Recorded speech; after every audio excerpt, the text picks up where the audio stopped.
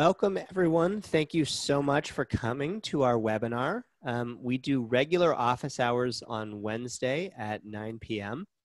And today we are joined by Selene Steelman and Elizabeth Cavallari. So first of all, if you don't know me, this is what my face looks like. I'm on our About Us page. I'm a partner at 7th Stage Admissions. Selene has been with us for a little bit now. She worked for 14 years in law school admissions at Cardozo Law. She was the director of LLM admissions. And this is Elizabeth. Elizabeth spent nearly 6 years as a senior and an assistant dean of admissions at William and Mary Law School. So welcome, Elizabeth. I'm so glad that you're here with us. Thank you. I'm excited to be part of the team. Great. So if you haven't joined us, this is how it usually works. We have a short conversation. Today's might be a little bit longer than normal.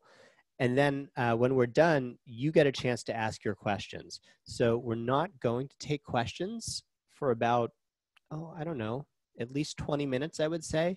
And then when we do, you can ask questions by typing them, but we also like to hear your voices. So we prefer it if you raise your hand and we'll call on you. So today's theme is life on the other side of the desk.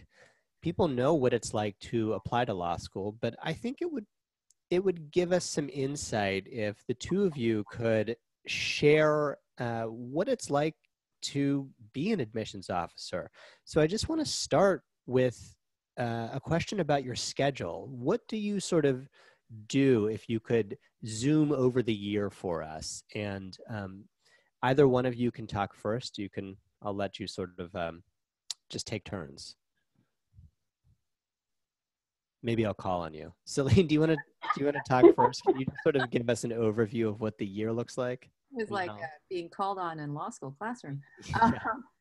So my school year schedule is probably a little bit different from Elizabeth's because I did LLM files as well as JD files, and at Cardozo we had new classes coming in constantly, meaning I had an LLM class that began orientation in mid-August, and then I had a class that I had to admit and provide orientation for in early January. And over the years at Cardozo, we had JD classes that would start in January, May, and August. So I was constantly reviewing files, constantly. So there was really no downtime that much at all. Possibly the last 2 weeks in January and also the first 2 weeks in September. They were kind of quiet, but I was always reading files, making decisions about admissions, scholarships, preparing orientation materials, getting in contact with alumni to help with mentoring with incoming students, dealing with academic issues with the students who were at the school. And also doing a fair amount of meeting with prospective students and answering questions about what was necessary to apply, what sort of qualities we were looking for, and that sort of thing. So I was ramping up pretty much all year round. I don't know if you can call it ramping up then. Well, you're just on a ramp. You're just on a ramp, yeah. Yeah. Elizabeth, what about you? What was the schedule like? Sure. So I work in traditional JD programs. So certainly there's definitely overlap in a lot of the tests, but summer was the time to plan. And it was to decide what's our budget going to look like for the next year in regards to financial aid. What are those numbers we want to hit? How are we recruiting effectively and efficiently to kind of meet those goals? So planning out our travel schedule as well. And then fall, we spent a lot of time on the road, but that's also the time we began reading files. So William and Mary began reading files in around October and read files through our application deadline in the spring. And so while reading files, it was working on the communications plan, making sure we were presenting the best information to our applicant pool, recruiting applicants on the road, in person through visits, but also through email. And then the spring, it's a lot of those yield events. So working with our faculty and staff and other students for admitted student events, whether bigger programs or smaller ones. And then during the summer, I managed our waitlist process. So I feel like we kept ramping up for something new. But again, it's that admission cycle. So it was cyclical in nature that you finish off a cycle. Well, you don't even finish a cycle. You start a new cycle before you even finish the one before. So kind of continuously looking towards that next thing and building relationships with students along the way. Got it. That's really helpful. Thanks. And you mentioned something really interesting. You said that during the summer there's a meeting and you're sort of planning and you're talking about targets. Now, I know this is sensitive, so you probably can't give us too many details, but in as much as possible, maybe just in vague terms, could you take us inside the room and tell us how? Sure. So I think you're looking at, what type of starting kind of top down and start looking at what are those numbers you're looking for. So are there certain medians that you're hoping to achieve with LSAT and GPA based on how you did the past cycle? Do you need to tweak those, or are you going to have a larger financial aid budget? So does that mean you could increase your medians? And so it's kind of having this, real life planning session, like where were we last year? Where do we want to go? And what do we need to do to get there? And so there's a lot of different circumstances that could change. And budget's kind of a big part of it. And also, how big do you want your class to be? So if you increase your scholarship spending, it could mean a smaller class. Or it could mean you need a bigger class as a result because you want that net tuition revenue. So it's kind of looking at all of those different pieces to figure out where you want to be. If you have this meeting in the summer, again in the fall, and then throughout the winter as the applicants come in, you have this idea of what you want, but you're continuously tweaking it, based on the circumstances and how they might change throughout an applicant pool. And is the result of a meeting like this two numbers? Like, we want a 189 median for our LSAT GPA and, 4.7 GPA. I realize those are impossible numbers, but, do you literally just end up with like, these are the two numbers that we want to hit and this is what we have to do? Or is it a little bit looser than that? I think it depends on the year. So often we'll leave a meeting or we'll have that kind of discussion and say, here's what we're shooting for. And it's not something written in stone. That's okay. Here's what we're looking for. And we start looking at applicants. And at William & Mary Law School, we did a modified rolling admission. So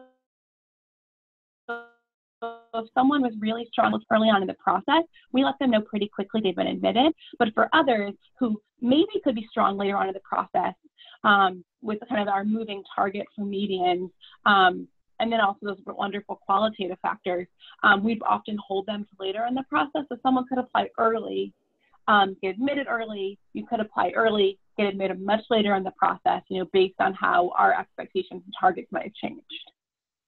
That's really interesting. And Elizabeth and Selene, I'd love to hear both of your input on this. Is there a strategic component to the notification of people who have been admitted? Do you ever say like, we want to be the first person to admit this strong applicant, or do you on the contrary say like, oh, we want to let someone sweat it out because maybe that's going to make them more likely to enroll, or anything like that? I don't think that that conniving. The idea that we would possibly admit faster or admit slower, I don't think that wasn't really part of any strategy that I was aware of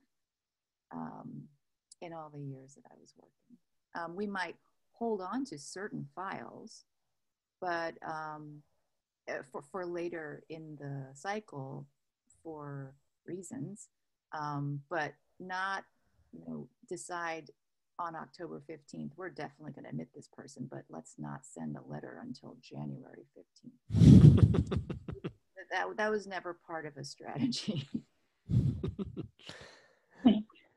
I definitely do think there are some schools out there who want a student to know that they're really wanted.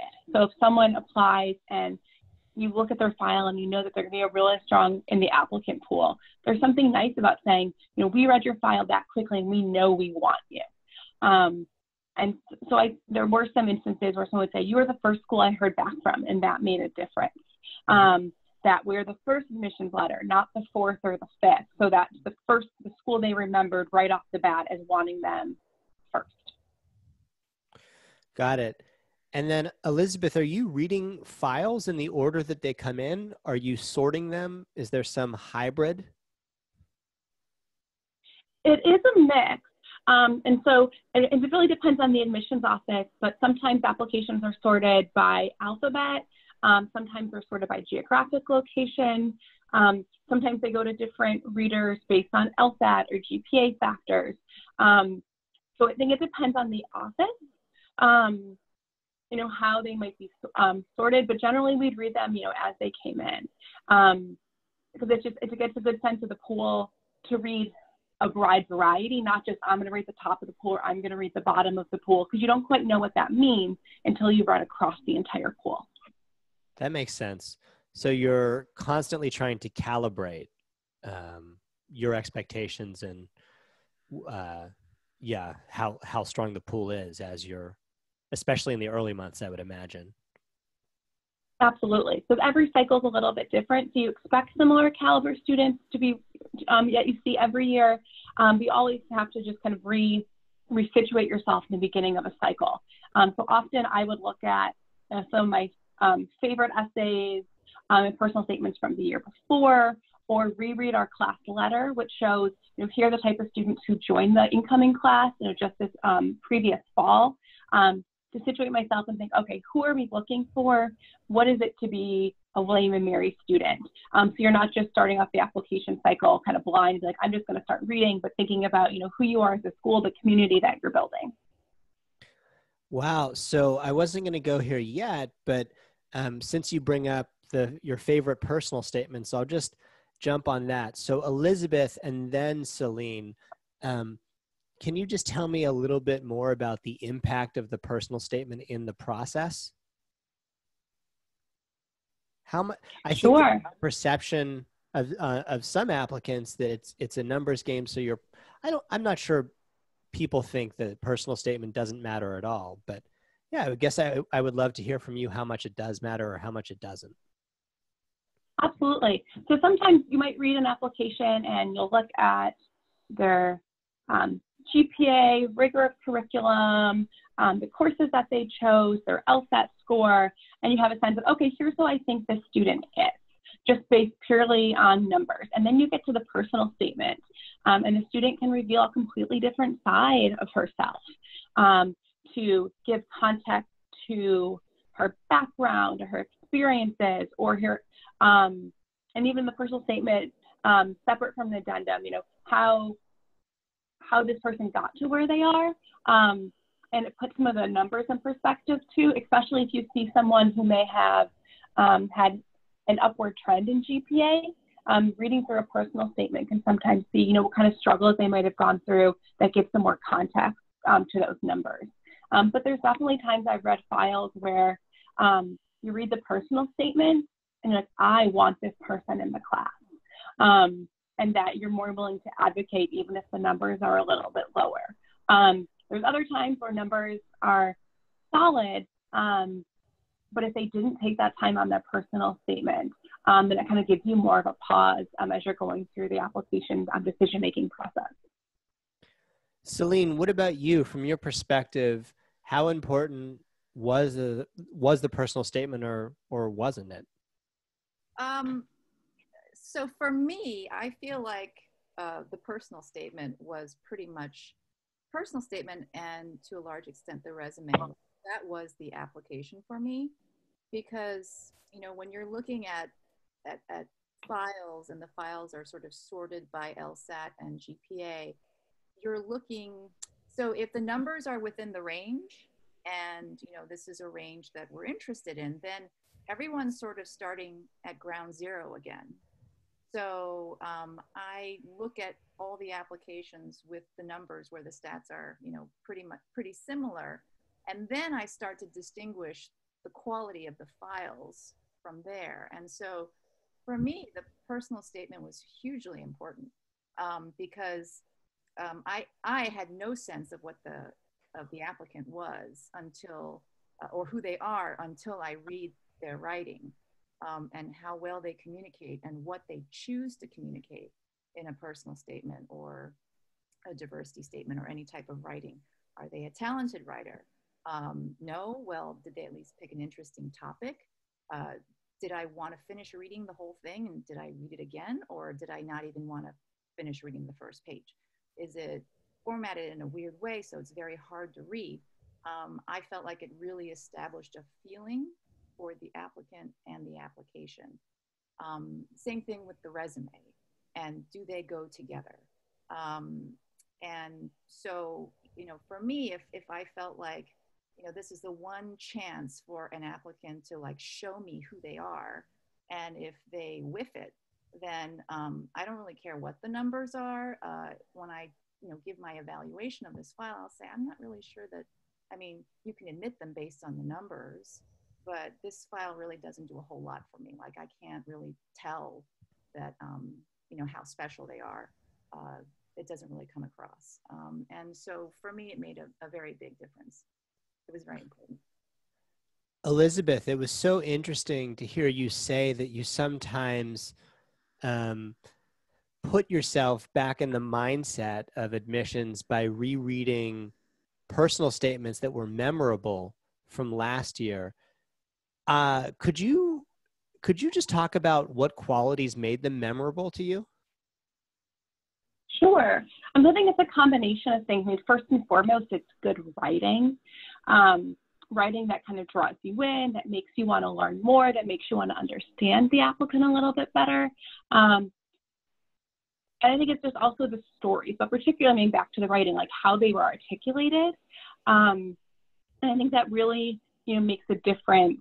If someone is talking about, taking a tough course, if they're talking about the course rather than showing you, things that they did to prepare and work through it. So the topic doesn't necessarily matter, but I think it's, the tone and how it was articulated, throughout the story. Got it. Selene, what about you? What's in your book of, important personal statement qualities? That it is engaging, it draws you in, and that the writing has a certain style to it.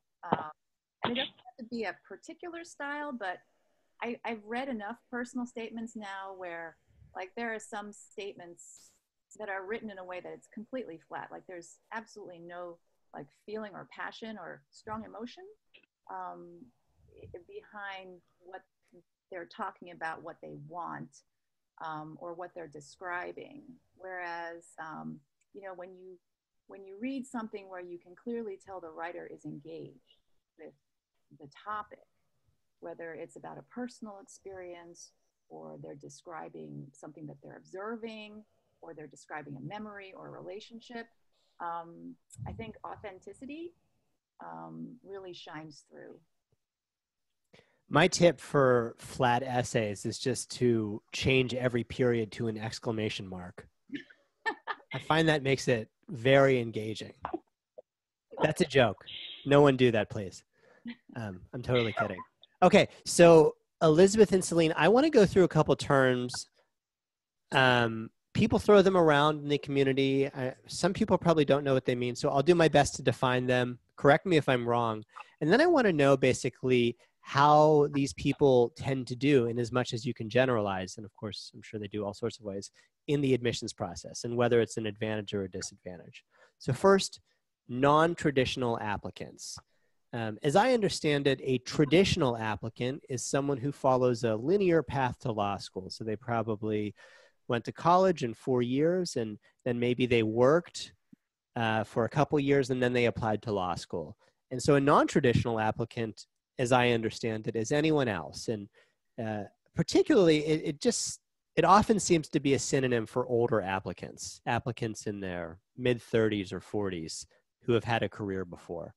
So my question is, do you tend to be at an advantage or a disadvantage for being a non-traditional applicant, Elizabeth? I think I would say both. I think there's definitely some advantages to being a non-traditional applicant. When you think about the average age of most incoming law students or law classes, it's 23 to like 25. So it really is a kind of a lower. And so just thinking about the diversity that a non-traditional applicant can bring is something that law schools are looking at. So bringing in experiences from a variety of professions. So it's not just I was a paralegal, but it could have been I've been in the medical field and here's why I'm interested in law, or I was in the field working for an environmental firm and here's why I think it's important to go to law school. I think that kind of diversity is really helpful in the classroom. I think from an application standpoint, there can be some disadvantages where if someone wasn't the strongest student during their undergraduate career, it might have been 10, 15 years since they've been in college, but that GPA stays with them forever. So, how do you talk about that experience? How do you prepare differently for the LSAT as a result of kind of a lower GPA? I also think older applicants are at a slight disadvantage when it comes to recommendations. Faculty tend to know what to say in an application for a student going on to a graduate or professional school.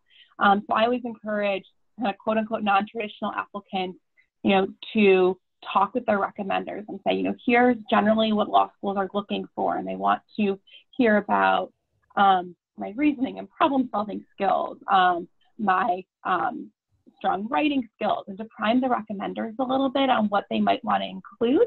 Because a recommendation from an employer often reads differently than an academic recommendation.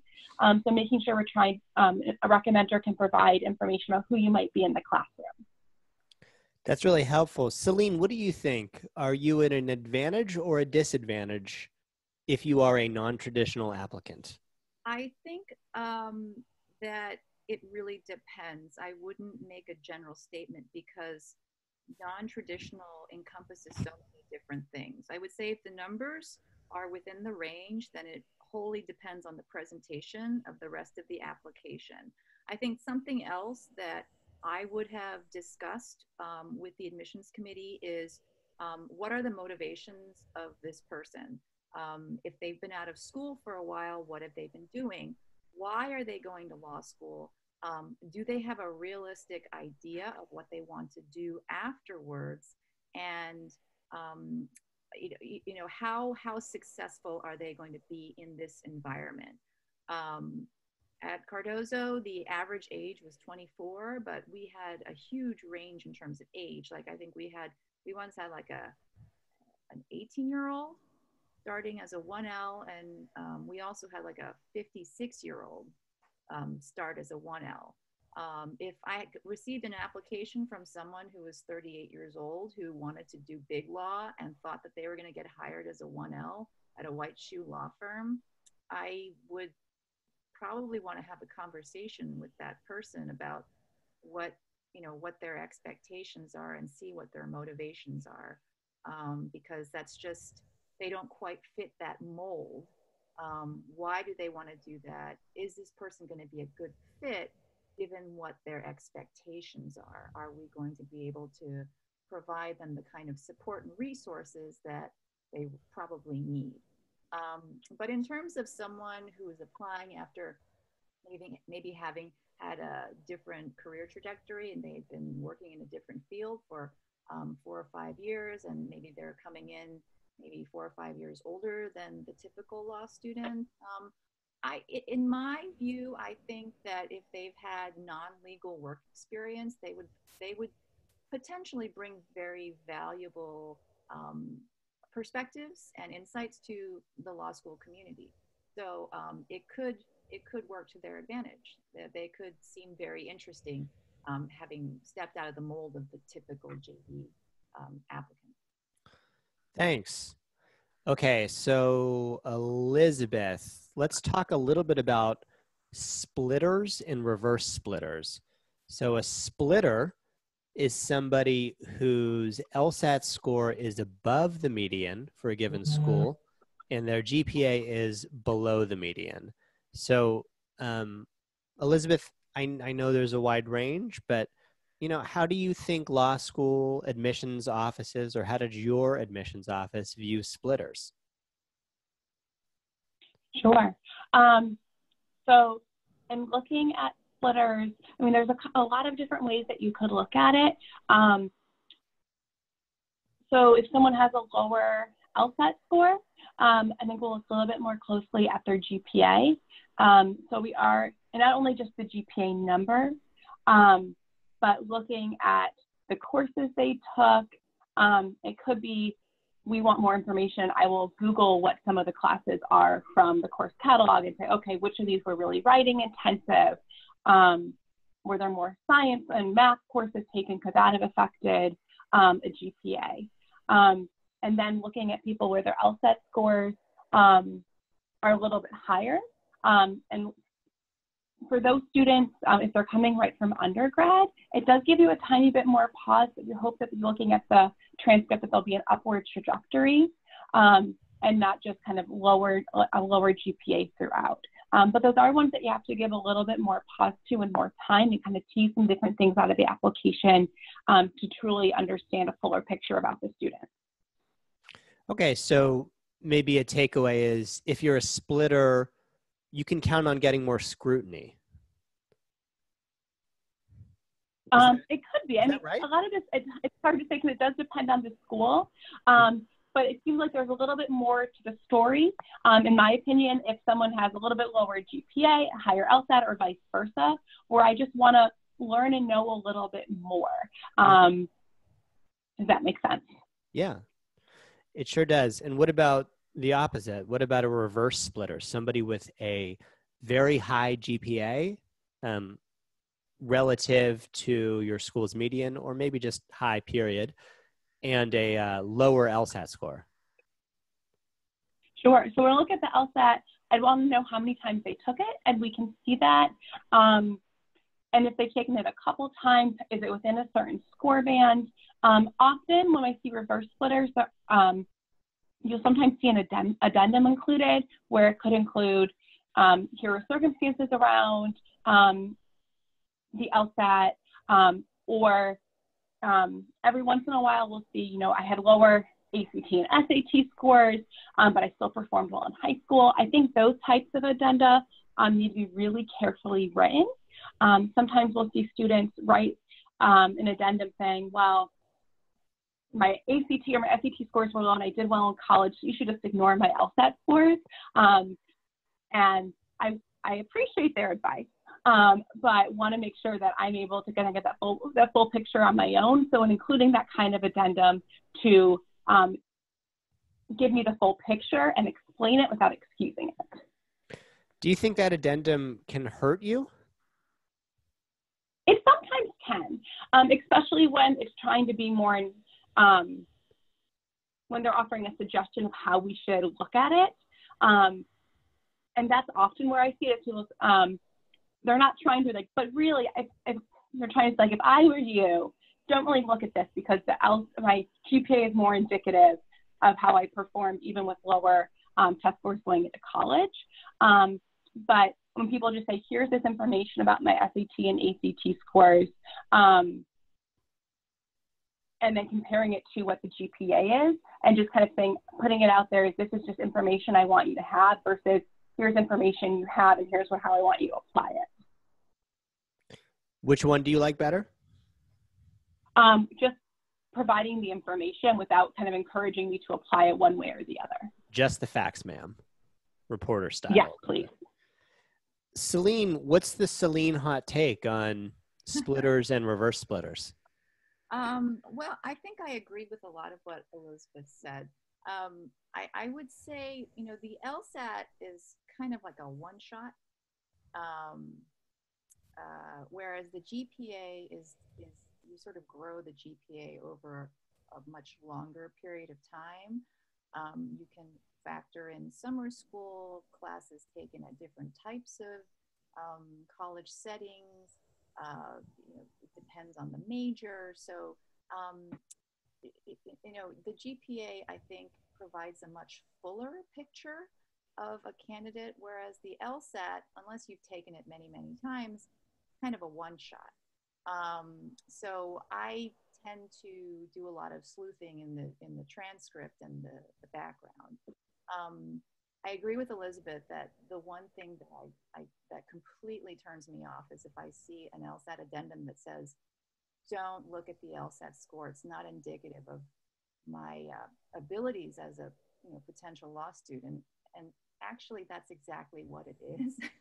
It's supposed to indicate like how well you're supposed to do during that first year of law school. Nothing more, but that first year, I mean, that's kind of the point of the test. And when they say like, I just don't do well on standardized tests, I didn't do well on the SAT or ACT, but I did really, really well in college, then, when I've tried to defend those types of applications to the admissions committee, I would always, get hit with, well, what do you think the bar exam is? That is the ultimate standardized test. And if they're not going to be able to handle standardized tests and pass the bar, then why are we letting them into this law school? And it would be very difficult for me to push back on something like that. So a successful LSAT addendum, I think, would provide a different sort of explanation for a score.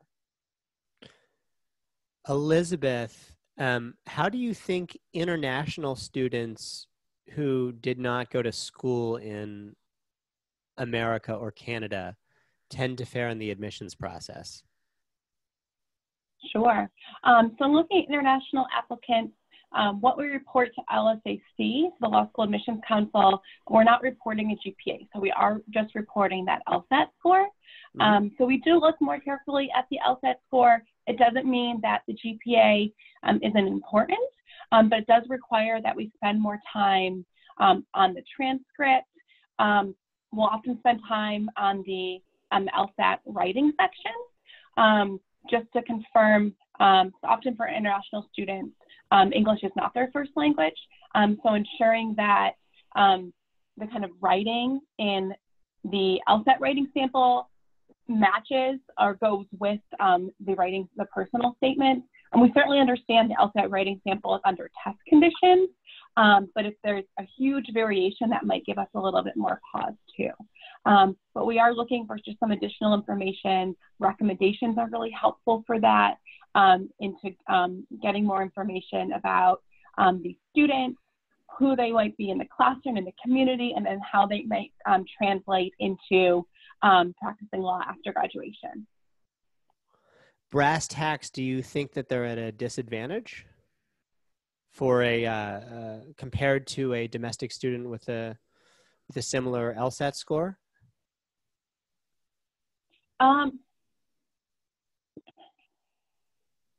sorry, I'm like wavering in my head. Yes and no, because if they have that strong LSAT score, there's not the GPA that will factor in, Right. And when it comes to medians.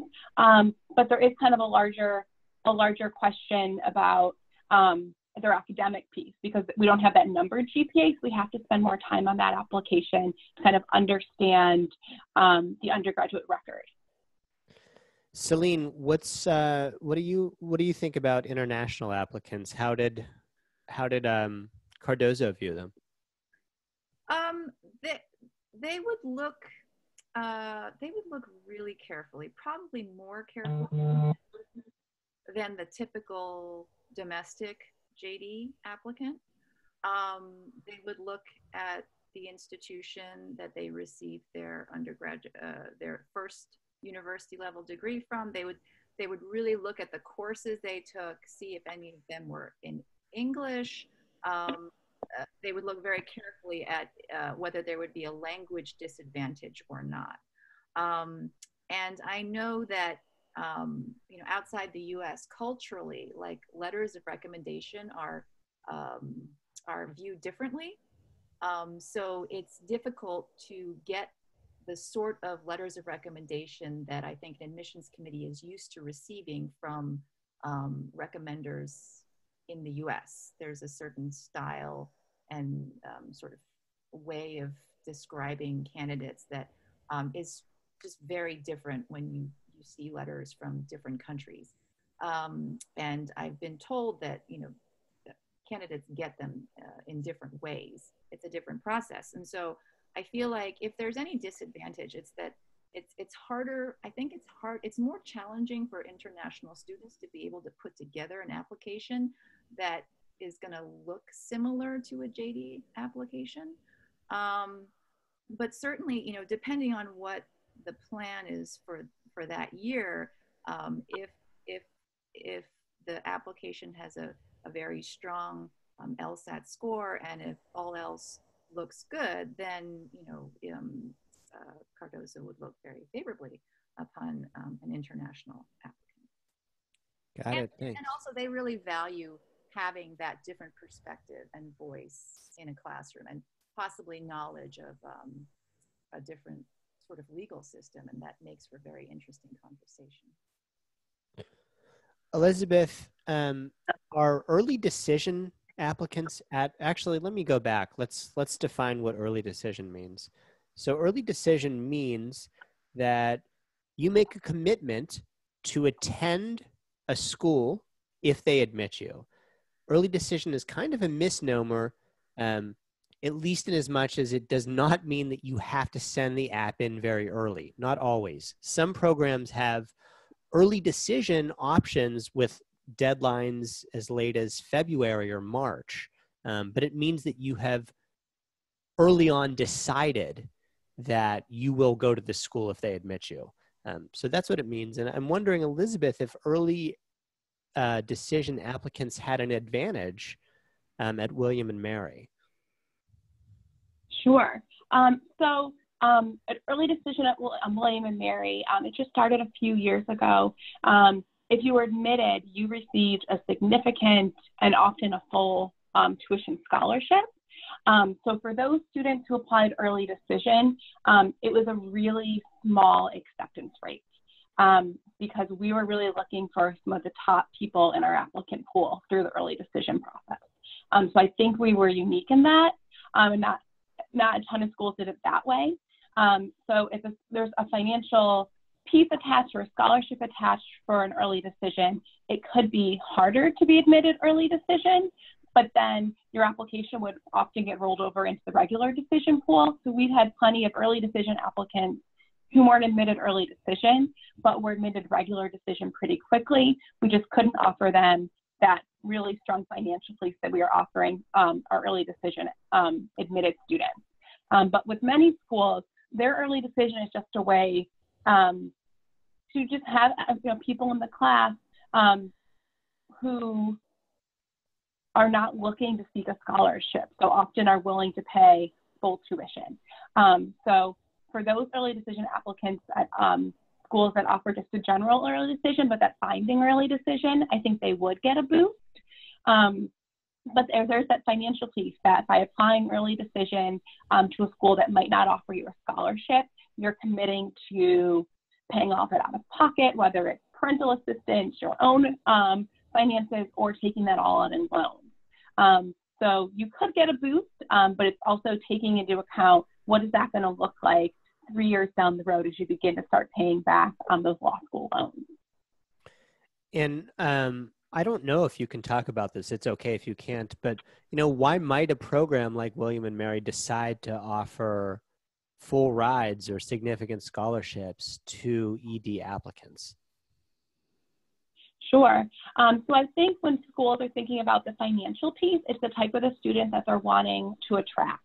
And so if they're looking for someone who potentially is in-state, that might be a really nice way to get some of our in-state students who are interested in staying in-state, but we lost them to out-of-state schools just because of the financial aid being offered at the end of the day, by saying if you're willing to commit to us, we're also willing to put our money where our mouth is and being able to offer you a full tuition scholarship.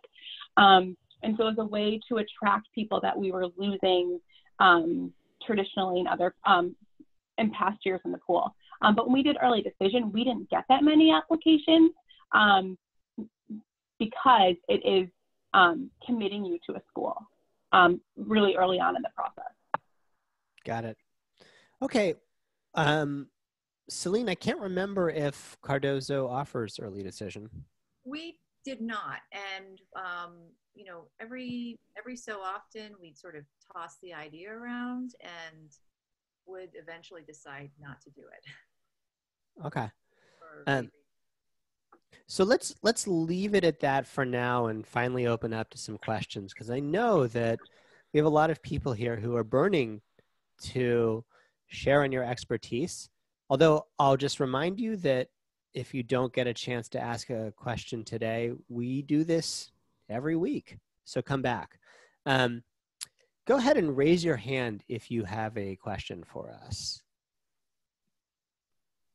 Okay. Uh-oh, my screen's taken over with little notifications.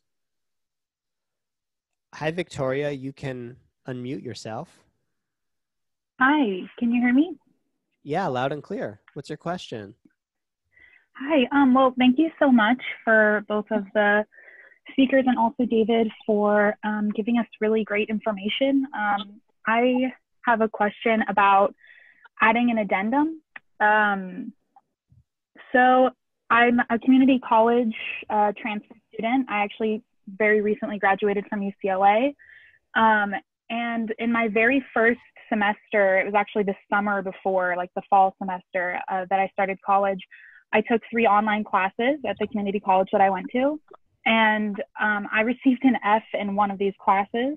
And but the 2 other classes that I took that summer, I got A's in. And I've never received less than an A- since then.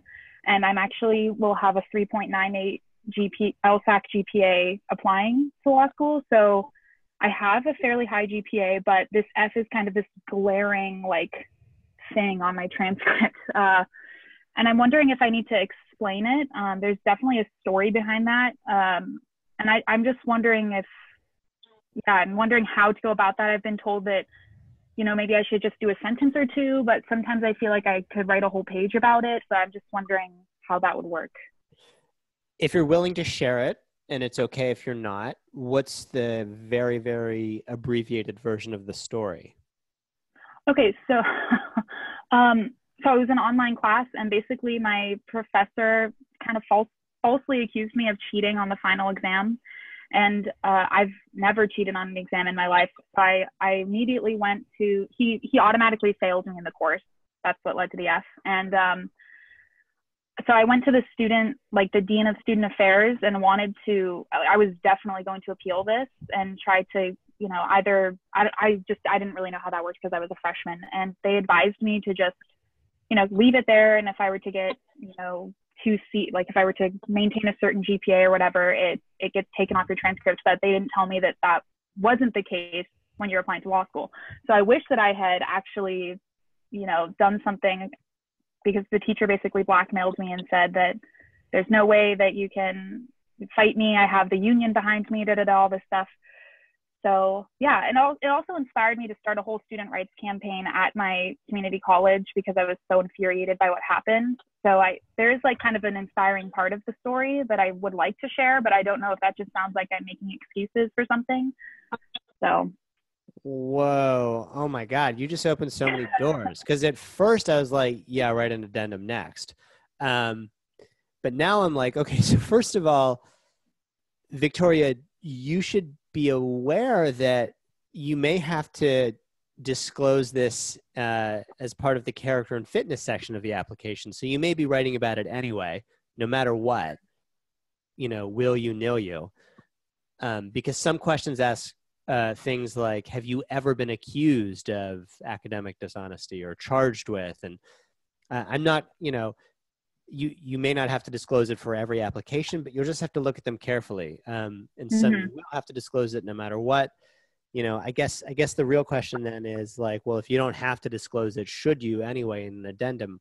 I would still say yes. The last thing I would add is this might even be a personal statement topic. I mean, I'd have to think about that a little bit more, but it like has the shape of a good personal statement story. Thing happened, which I felt was unjust, and I took action and made a change in a lawyerish way. Um, let's get Elizabeth's intake on this. I think I agree with you, David, when I'm like, there's so much going on there. And there's so much to your story where it's, where are those right places where it would fit? I think in general, when I think about an addendum, if there's ever a question mark on your application where if you go through and thinking, I think someone's going to ask about this, then I would encourage you to include an addendum. And so it's finding out the appropriate language. The hard thing is it's one of the very first classes you took. And most when you read an addendum, that you spend more time on that than maybe someone might as they're just going through the application. So it's being really careful about how you write that, where that's just a blip at the very beginning of your academic career, where it really isn't indicative of everything else coming afterwards. However you choose to write it, I would think if you're doing just an addendum, that it should be short, really concise, where this is something small, so I'm just going to spend a tiny bit of time on it, and then have you move, encouraging the application, or the person reading the application to really look at your academics as a whole and all of the rest of your really strong grades rather than just this one grade. Right. All right. Good luck, Victoria. Okay, I'm sorry that happened to you. Yeah, thanks. Sounds like an awful experience. Sikitha, you can unmute yourself and ask your question. Hi, thank you for the webinar. So undergrad year was really rough for me. Basically, long story short, my mother was terminally ill and I was her primary caretaker.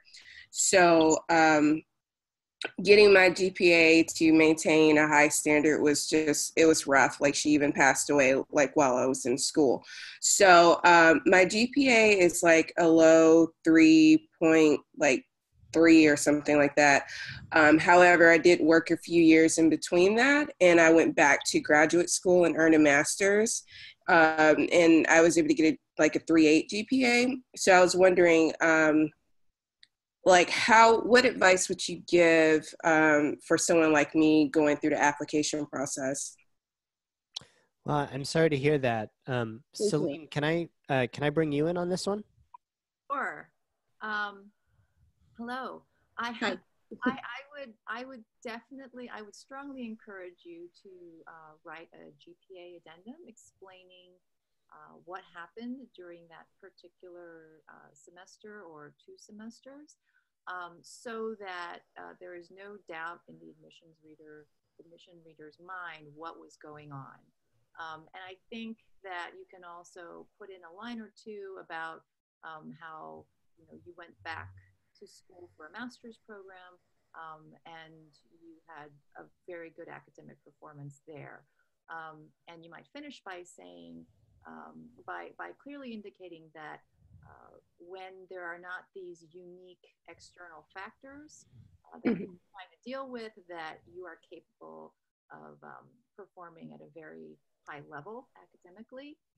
That is the kind of reassurance that an admissions committee is going to be looking for, because they want to make sure that you're going to be able to handle the academics for a law school setting.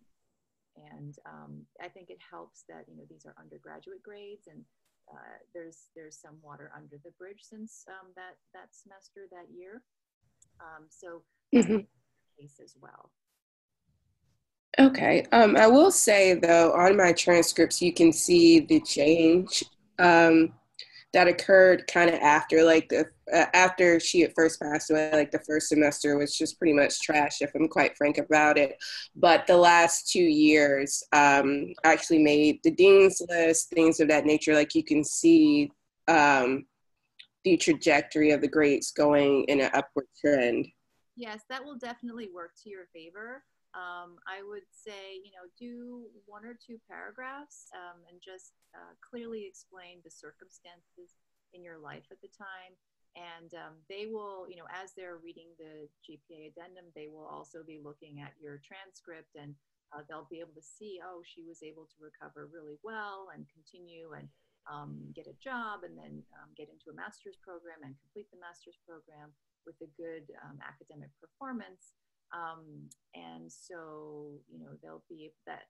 I think that you can make them feel better about the early part of your academic career. Okay, thank you. Good luck. Good luck, Sakitha. Thanks.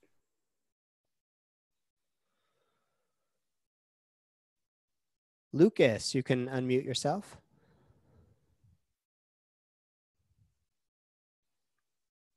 Are you there? Yes. Can you hear me? Yeah, we can hear you. Okay, awesome. Thank you. I just want to say thank you for donating your time for this. I appreciate it. So I retire from the Navy next year after 20 years, and I had two questions.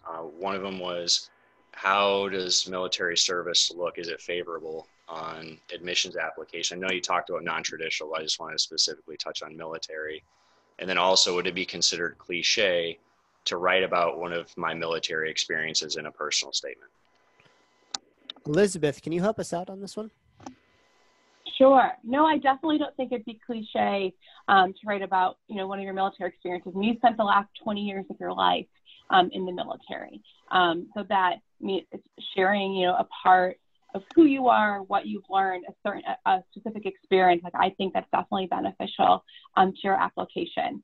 And I think most law schools really want military. I came from a law school, William & Mary Law School. We have a strong veterans law program, a clinic. We're deemed a very military-friendly school. So I was at a school where we wanted active duty veterans.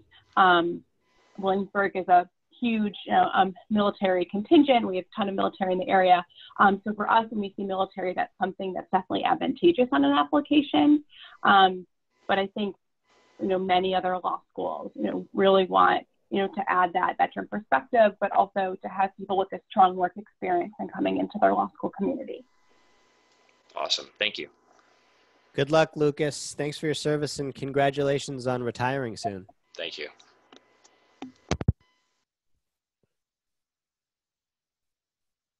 Hi, Chica. You can unmute yourself. Hi, can you hear me? Yes, we can. Okay, so my question is in two parts. I'll make them very quick. The first part is about reapplicants and any advice you all have for, someone who may have taken, and submitted their applications, towards the deadline. If they're reapplying, of course, maybe taking the LSAT. In terms of like the essays and the addendums, should we reinvent things? How do you look at someone who has applied before and the materials they submit the next cycle? And then my second quick question is that I heard from an admissions dean at a school that I think the way he explained it was that basically each section of your application kind of got like a score. So for example, the LSAT would be like something out of 5, or personal statement would be out of a specific score. And depending on your overall score, that is kind of, how you determine if you're a favorable candidate. I just wanted to know if that was like a thing other schools did. Yeah, I'm going to throw this question to Elizabeth first because Selene and I have actually talked a couple times about reapplicants. So I'd love to hear a fresh perspective. So Elizabeth, I'll just rephrase it a little bit. If you're reapplying, do you have to do anything different? Can you submit the same essays? How much do you have to update them? Do you have to explain why you're reapplying, et cetera? I do think that your application should be substantially different if you're a reapplicant. Often when you see a reapplicant, right next to it is their previous application. And if someone didn't receive a favorable decision the first time around, I want to know, what have you done to enhance your application? So not just what did you do with your work experience, volunteer experience, LSAT score, but also what other side of us are you showing us? So it should be whether it's simply a retooling, but more so a whole new personal statement, looking at your addenda with fresh eyes, still providing the same information, because if there's information that's missing from one application to the next, that kind of gives me a pause for concern. The only piece of the application where I don't think you necessarily need to retool it completely would be recommendations. Recommenders, we understand it takes a lot of time for them to write those letters of recommendation. So unless there's someone new in your life that you feel like that can share information that the applicant or the admissions committee didn't get previously, I wouldn't worry about including new recommendations. But everything else, I'd want to see something fresh. I want to see growth from your application last year to this upcoming cycle. I don't think you necessarily need to say why you're reapplying. I kind of make the assumption that your admission options were not favorable, so you decided to wait another year. But you can't submit the same application again and expect different results. Is that true even if your LSAT score improves? I think so. I mean, certainly you could have a more favorable decision if just your LSAT score improves, but I would take a fresh look at everything. That if you really want to show school that you're serious and that you're taking the application process to a higher level as a reapplicant, having that new personal statement, I think, does go the extra mile. That it's not just, I took the LSAT score, but I'm looking at every part of my application and trying to show you, how I am a good applicant and I will be a good member of the class. Got it. Thanks. What about the second part of the question about a rubric for each part of the application? We did not use one at William and Mary Law School. I would talk with colleagues and we kind of talk generally about our application process. And so I don't think that's the norm, but I unfortunately kind of can't speak for every school. But that is something that's worth asking as you're going through saying, I'm really interested in your school. How do you read application cycles? Or I'm sorry, how do you read applications as you go through the cycle? Right. Yeah. It sounds very time consuming to add 6 star stickers to the personal statement. And, I was actually talking about this with Selene earlier. I'm just curious, Elizabeth, how long on average did it take you to read one file? I probably spent about 10 minutes a file. Yeah. So really not a lot of time on each, and then you get better at it. So each year I worked in law school admissions, I could read them just a little bit faster because you knew kind of what you were trying to key in on as you went through the application. So the people who do this forever spend probably 1 second on each file. Not even. They can not even a second. They know that they just smell it. They just smell their screen. Yeah. So if you're reading a file in 10 minutes, what's the breakdown? I mean, does the personal statement get 3 minutes? Does the, where are you slowing down in as much as you can slow down in 10 minutes? Yeah. And so I think people read applications differently. I start from front to back. I'm a linear thinker in that way. So you start with the e-application. So going through and just looking at, and this was kind of just going more quickly through biographical information, where you went to undergrad, if you got a graduate degree. And so all of it just gives you general information as you go through. But some of the last things I'd read in the e-app before you head into the personal statement would be character and fitness. So that's one of the first things, last thing I looked at before I read the personal statements. Then I go through, pause on character and fitness a little bit just to kind of get a handle on what is being presented there. And then diving into the personal statement, you definitely spend a little bit more time. And I think those essays that are really well written or telling a really good story, you spend even more time on those. And by more time, it's an extra minute or so that you really want to kind of dive into those. And then after that, you spend time with the transcript. With the schools that you see a lot of applications, so at the Virginia State School, we saw a lot of applications from other Virginia State schools. Those transcripts, you get to know pretty well so that you can go through those a little bit quicker because you know what the layout looks like. And from there, you go into those recommendations. And so the recommendations you spend time on, but it's really just confirming everything that you've already seen in the application.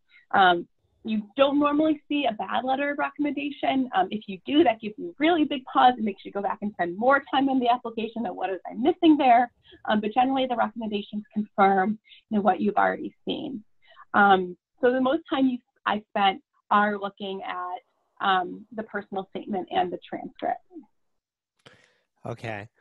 Wow, I can't believe it's 10 o'clock already. Okay, so we're going to do one last bonus question, and then I'm going to send to all of you an email with instructions about the Edit Once giveaway. And I'll be here again next week, and I'll see if I can rope Selene and Elizabeth into it as well. But the last question will be Sabine. Hello, can you guys hear me? Yes, I can. Hello, thank you so much for taking my question. I just had a quick question about sort of like diversity in universities and stuff. So for example, I'm applying, like my dream school is Duke Law, but I noticed for a lot of these schools that you have to do like a diversity statement. And my background is both my parents are from Pakistan, and so I have that Pakistani background. I noticed for a lot of these schools that I'm applying to, they have this little diversity rate on their, like for law school numbers, you can see the diversity rate, and a lot of it is like the Caucasian rate for especially Duke and stuff like that. It's like 3/4 of the school.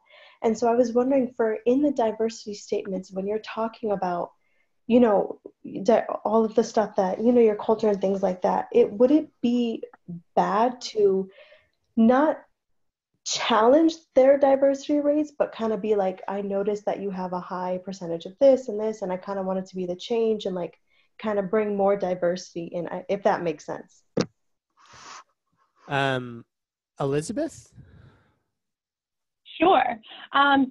So I understand where you're coming from and saying, here are these ideas that I want to bring. I'd be really careful about kind of challenging it, but kind of letting that go unsaid and saying, based on my background and experiences, here are ways I want to add to the campus, add to the community, engage in dialogue in the student body, where I think there's ways to get to the heart of what you're saying without kind of calling them out for the lack of diversity.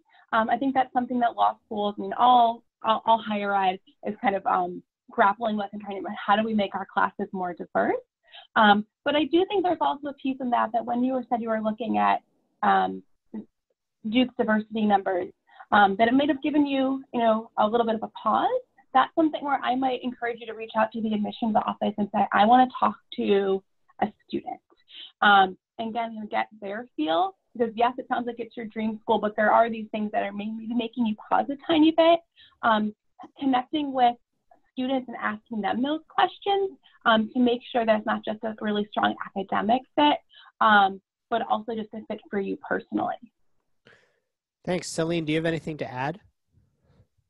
I would say, I agree with everything Elizabeth said, that to sort of challenge or even sort of very subtly critique a school that you really want to go to is a little tricky. So I would say if you feel like you would be able to bring a sense of diversity to the campus, I would focus on trying to present that diversity in the most positive and attractive way in your application. I think that the application should show to any admissions committee how enthusiastic you are about entering the practice of law, how likable you are, and why you would be a really great and necessary addition to the next 1L class. Not that you don't have strong and potentially controversial views, but that the strength of your intelligence and enthusiasm needs to come through so that they read what you've written and say, oh my gosh, she's got such a strong voice. Like, she would make a wonderful addition to our law school community. We must have her. That's the takeaway that you should try to inspire in the reader. Thanks, Selene. So if any of you are looking for an extra set of eyes on a letter of continuing interest, or you want some advice about the waitlist, which we didn't even get to talk about, or an addendum, we offer a range of editorial and consulting services. We can also bounce ideas off of you about your personal statement. We can help you identify promising topics. And we can help you on every aspect of your application. We're happy to talk to you about that if that's something you're interested in. So just email us. You can email me. You can email editors@seventhsage.com. There's a link to email us right here. And if that's not what you're looking for, we offer a ton of free content, this whole thing. And I was just talking to Selene about how we have to consolidate it because there are also scattered blog post articles like that article about what international applicants need to know. That's not in here yet, but I will put it in here. So there's a one-stop shop for our knowledge base. So just poke through here. You might find something that's useful. And finally, of course, we have a really great forum, and I'm on the forum, Selene's on the forum. So go ahead and, you can call one of us out on the forum if you want, or just ask the question to the community. There are a lot of people here who have a lot of helpful opinions and ideas. And that's it. So I just want to thank all of you for coming, spending your Wednesday night with us, and I want to wish all of you good luck.